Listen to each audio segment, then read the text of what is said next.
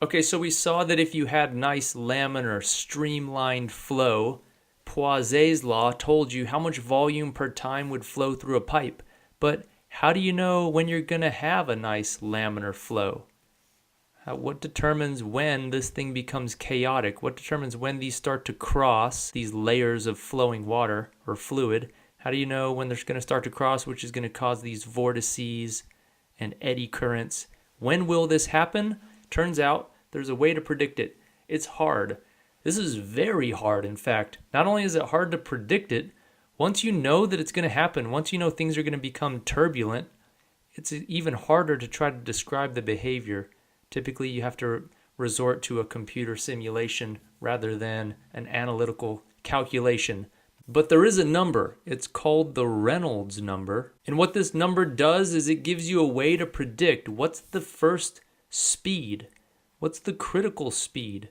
Where if you went over this speed, if the fluid were to flow faster than this speed, it would become turbulent. The flow would become chaotic. The way you find it is you take this Reynolds number, I'm going to call that R, you multiply that by the viscosity, and remember eta, this Greek letter we were using for the viscosity. You divide by 2 times the density of the fluid, multiplied by the radius of the tube. And this gives you the first speed where you would expect turbulence. Now, if you measure the Reynolds number, to give you an idea, for blood, because this comes up a lot when you're talking about blood flow in the aorta, you might worry that there might be turbulence. For blood, the Reynolds number is around 2,000, and it's unitless. It has no dimensions. There's no units here. All the units cancel out. And the Reynolds number is a unitless, dimensionless quantity. So knowing the Reynolds number gives you a way to predict what's the first speed where you might expect turbulence, and therefore the first speed where you might expect Poiseuille's law to not give you an accurate description